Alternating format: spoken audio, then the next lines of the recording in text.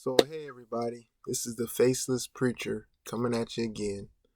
Um, I wanted to say I wanted to speak today about betrayal. Now, many people have been betrayed in their lives, and the bottom line is if you are a Christian, then you have to make sure you look out for this. And not only that, even if you aren't a Christian, like I'm sure many people and many of you have dealt with betrayal at one point or another. But if you are a Christian, you definitely have dealt with betrayal because it's just meant to happen in our walk with the Lord because that's just the way it goes. We are going to be betrayed in one way or the other. You know, this is life is hard, and a lot of times it comes through betrayal through people you trust. Um, and let's just talk about, and the reason why I say also it's inescapable if you are a follower of the Lord to deal with this, is because even with Jesus, even Jesus had to deal with it. And if the masters dealt with it, who are we? We're definitely going to, when we follow the master Jesus, we're definitely going to deal with a lot of things that he dealt with on earth because his life shows an example of what we have to deal with in a lot of things. Not everything, but in many things we have to deal with what Jesus dealt with because we carry the same testimony as Jesus, and that's for Jesus Christ. And so in our spirit, the Holy Spirit. And this is the verse that I'm going to base this on, Psalm 41:9. And of course, this verse was from David speaking by the Spirit. And he was speaking in the future almost to be able to show the things that the Messiah would deal with or the things that Jesus would deal with.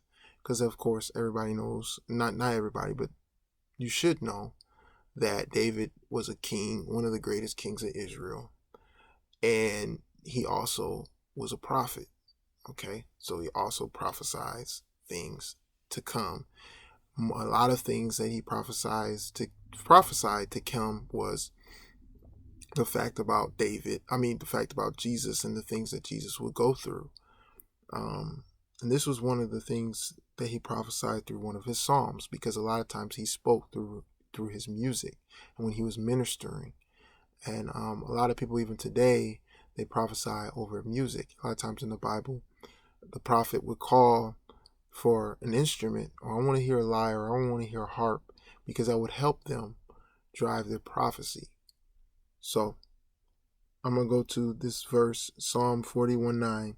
Even my close friend, someone I trusted, one who shared my bread, has turned against me. That's Psalm 41:9. And of course, that talks about different people and how you can become close to somebody and they betray you. I mean, instinctively, detailed shares about the fact that Jesus was betrayed by Judas, someone that was one of his closest friends. Judas was like a brother to Jesus when it comes to the disciples, like, because all the disciples were like brothers to Jesus. He had his normal brothers, from Mary, but those brothers did not believe in him. It even says in the Bible, Matthew, that even his brothers did not believe in him.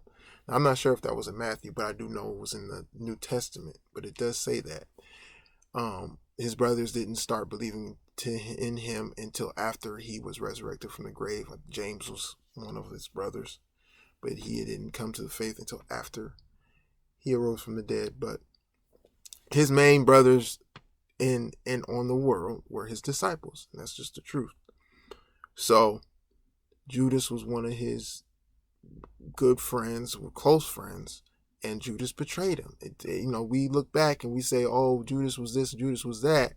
But at the time, Judas was just his brother to Jesus as Peter and James and everybody else, John, everybody else. It's just Judas chose to betray Jesus. He made that choice.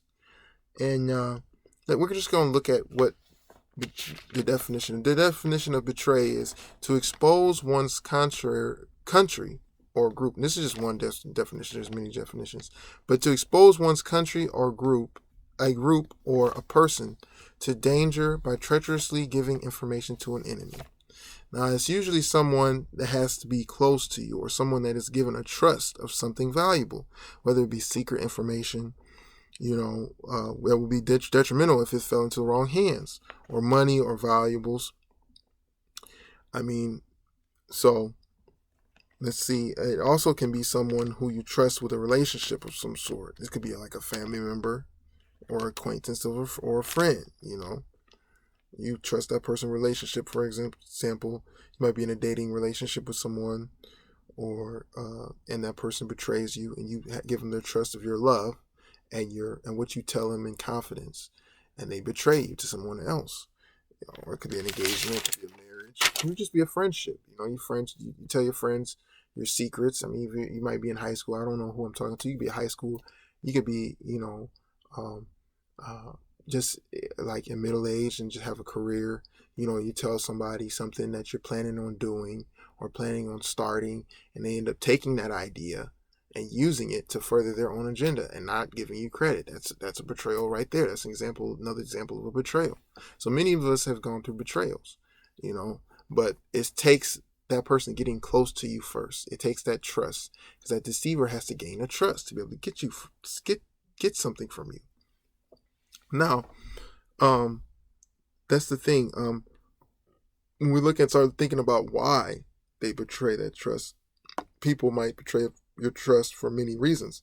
Financial gain, they might want to get some type of money out of it. They could just be jealous of you. They could just, not like you because they're jealous of you. They want what you have, and they feel like if they could betray you in a certain way to have that, even if they necessarily don't have it exactly as you had it, then they'll feel better about themselves. Also, it could be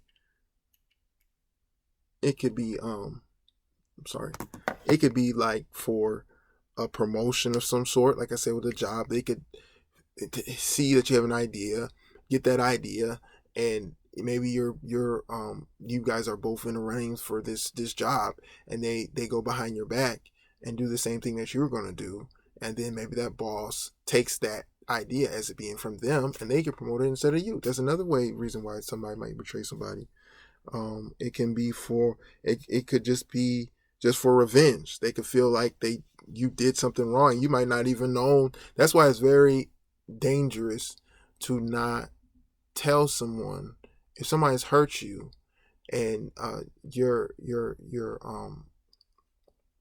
somebody has hurt you. It's very dangerous to not tell them how you feel if you guys are an actual friendship or relationship of some sort, that you just don't brush it under the rug and be like, oh, it's all right, and it's really bothering you. You need to really go to that person, because it can harbor bitterness feelings, and that those bitterness feelings can grow to jealousy, to grow to anger and hate, and then it can eventually go to revenge, to where you feel like you have to get revenge for what this person has done to you, and this person might not have even really known they really harmed you. They might have did it on purpose, but sometimes people hurt people's feelings, and that's not even their intention. So you have to know these things.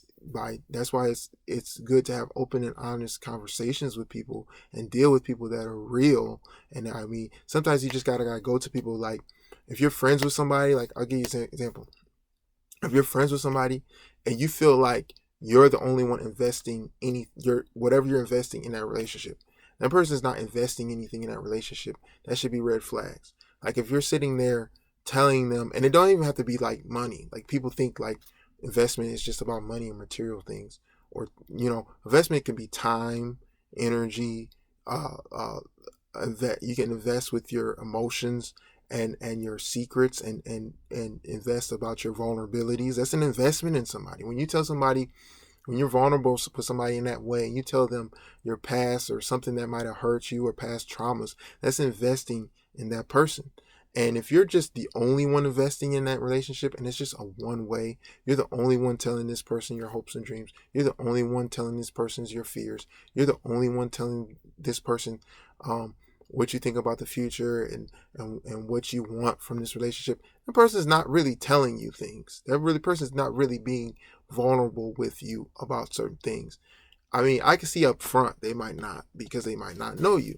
But if it gets to a certain point and you guys have known each other for a longer times, months go by, and that's person, and you feel like you're the only one opening up, this person's not saying anything, there's a good chance this person is taking your information and spreading it around. Why? Because they feel like they don't have to do anything. They could just receive from you, listen. I mean, some people think, oh, well, this person's a good listener.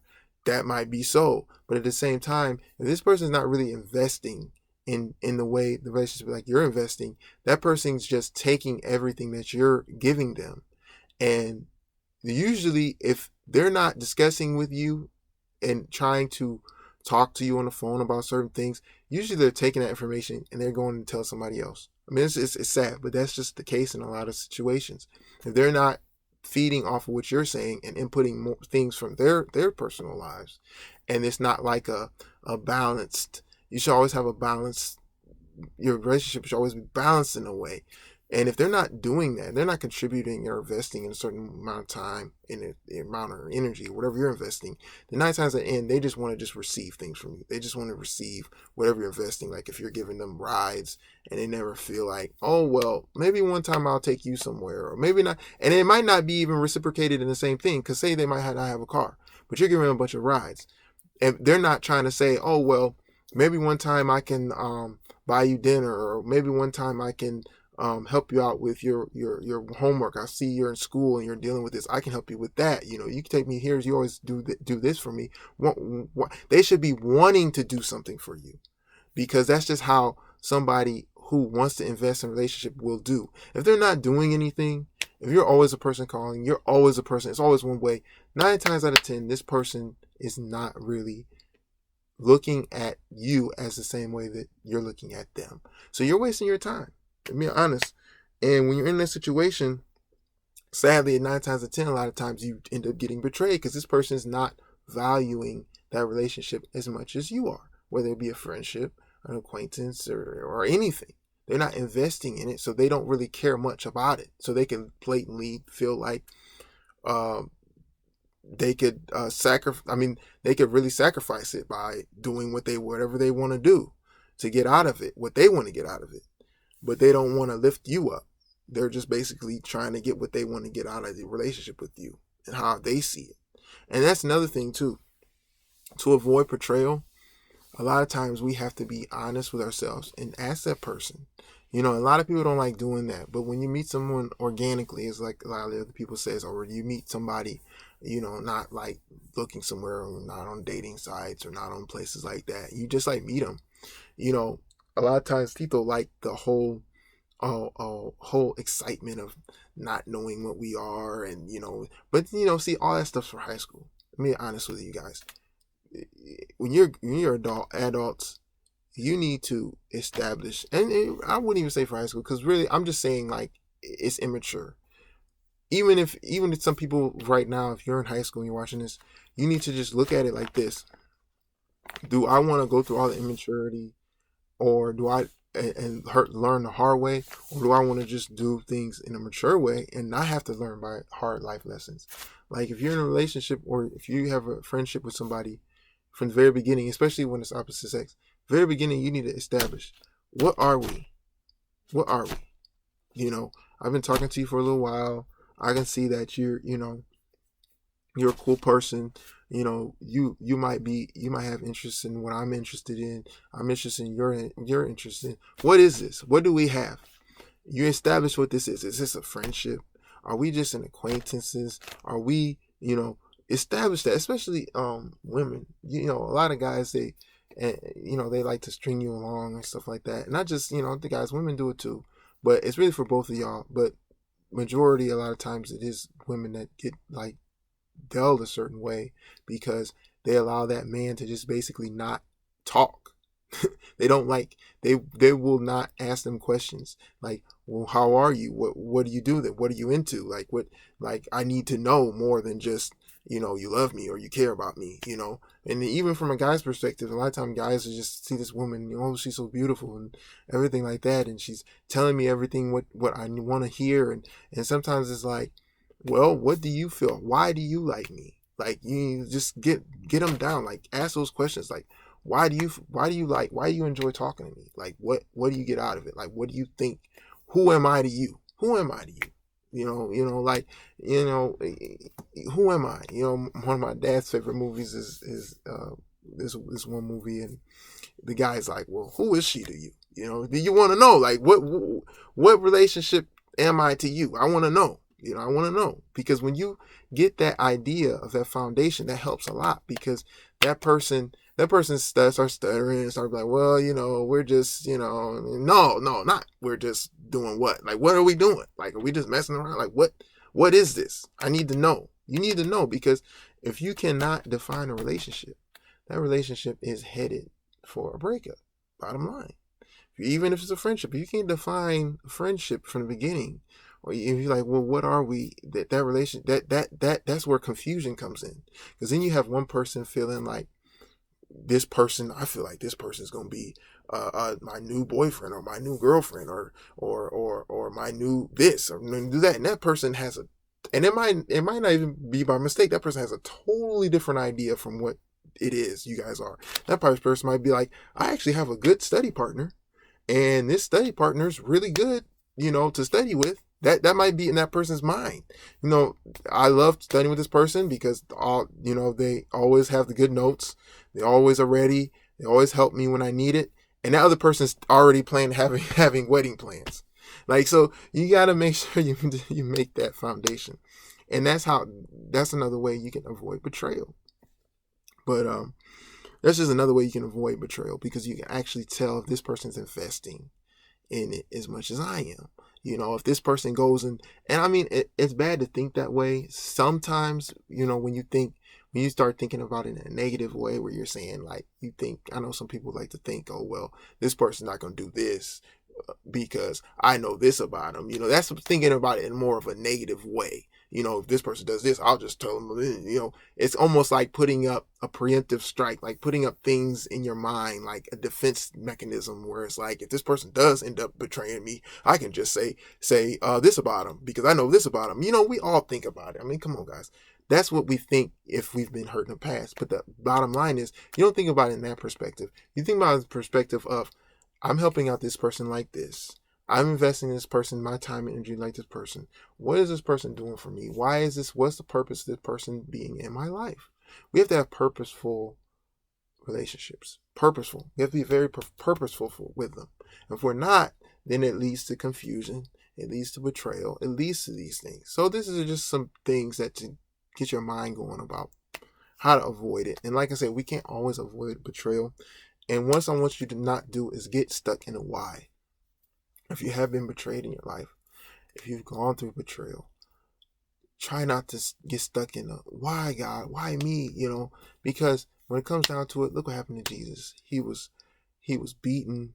He was tried in a phony trial. A lot of people think, we need justice for these people, and believe me, those people need justice that get killed, by cops or other things like that. But think about all of what happened to Jesus. He did nothing wrong at all because he was perfect in all his ways.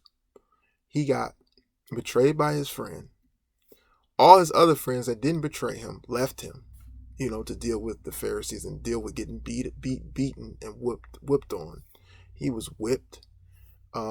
Even the guy Pilate, who wanted to let him go and knew that he did nothing wrong, just bowed to the crowd because the crowd was trying to act like they were going to riot, and Pilate wanted to keep his job. So he just looked at Jesus as a bargaining tool and just gave him what they wanted, just to keep the crowd quiet, even though Pilate even knew he did nothing wrong, because he even said, I have found no basis in this man. I even go to that verse real quick because I love that verse. He goes,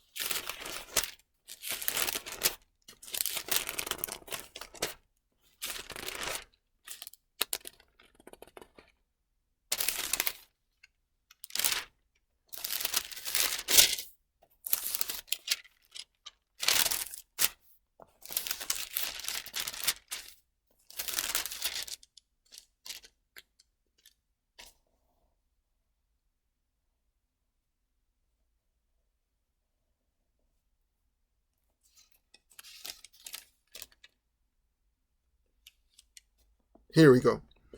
John 19:6. 19:5. Pilate just had him scored. So basically Pilate just had Jesus whipped. And he was trying to at least get him out, let the people fit. He thought maybe the people would be satisfied with him just being whipped and that'd be it.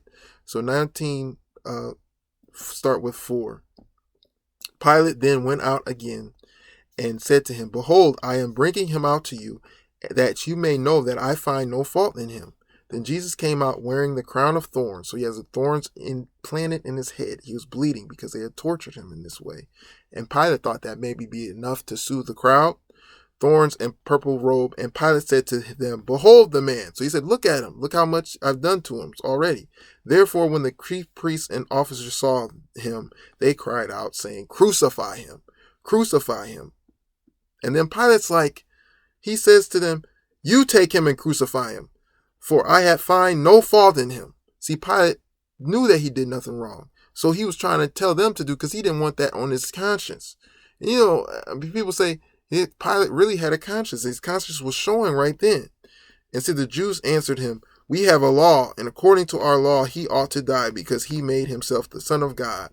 Therefore, when Pilate heard that saying, he was more afraid. Pilate started becoming afraid because he got stuck in a corner. He started cutting corner for his job and to do what is right. Unfortunately, she chose his job to keep the peace over what was right. He saw what was right and not to condemn Jesus. So that's just another example about how, you know, it's just an example how, you know, how much Jesus had to go through, you know, and Jesus never, you know, Jesus never thought to himself to where he felt, you know, I mean, if Jesus went, based on what I'm trying to say is, Jesus went through all that. We as people can't ask God why. I mean, we can say why, but at the same time, we can't actually, comparing what Jesus went through and us, it's nothing, because we could never go through as much pain and torture and spiritual things, separation from God, like Jesus dealt with. If we're believers, we cannot go through that, because Jesus is the only person who had that Holy Spirit to where he was actually separated from God at that one point where he says, my God, why have you forsaken me? Because he was forsaken, you know. But in our Bible, like it says that God will never forsake you. I will never leave you nor forsake you. So, because we will never be leaving nor forsaken, because Jesus was forsaken for us. So don't try to get caught up in the why and try to think, well, why is this happening to me, Lord? Because instead doing that, instead of saying, why am I going through this betrayal? Why am I going through this? Go to Jesus, because Jesus went through what you went through, but much worse. And instead of saying, why, Jesus, is this happening to me? Say, Jesus, you've gone through this. Help me. Give me strength. Give me the strength that you had when you went through this to help me get through this, Lord. You can identify with my pain. See, no other, see, I don't care what religion you are. No other God can say they identify with our pain. But to say Jesus is Lord, we can see what he went through. And Jesus actually can identify with our pain. Jesus didn't have no kids. Jesus didn't have no wife. Jesus was killed, brutally murdered, but he ended up raising from the dead. But he was brutally tortured and murdered without doing anything wrong. Nothing at all.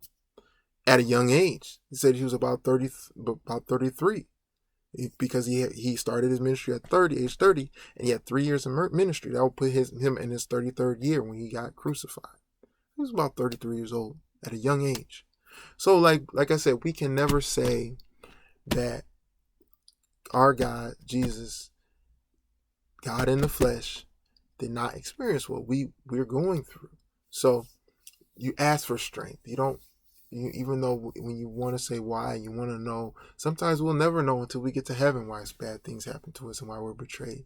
But the bottom line is we go to him for strength. And I just hope that you got something from this video on betrayal. And if you're going through betrayal right now, I will say this, I've gone through a horrible betrayal in my life. And I just want to know it. I just want to let you know it has nothing to do with you. Okay? It has, when you betrayed, even with Jesus, because remember after Jesus was betrayed, he actually fulfilled what God had in his life. And that was to be resurrected from the grave. Because that's the victory. The victory comes in the resurrection. Not just the fact that he died, but the resurrection. He had to go through death and pain and torture to get to the resurrection. He wouldn't have been able to get to the resurrection if he wasn't tortured and killed. So he had to go through that betrayal. He had to go through that to get to that next level. Just the same as we do. You have to go through, you're going through what you are going through right now. You're going through all that betrayal. You're going through all that heartache to put you in the next level. And I'm going to tell you guys, ever since this betrayal, it seemed like what God called me to do, I've been walking in it, literally walking in it. But before that, in my life, I could not see myself getting to those steps. But it took that betrayal. It took that, what I'm going through right now at the same time. Right now, by the way, it's happening now in my life. It took that, though, to get me to that next level. So yeah, it's tough. It hurts. It's painful, very painful. But at the same time, I slowly see myself accepting that call. I slowly see myself. I see Jesus opening those doors everywhere that before I could not see it possible. So I just want to say, just hold on to God's unchanging hand. Hold on. When you need strength, ask for it. All right, thanks for watching my video. Like I said, even if it was just one person, I thank you for my subscribers.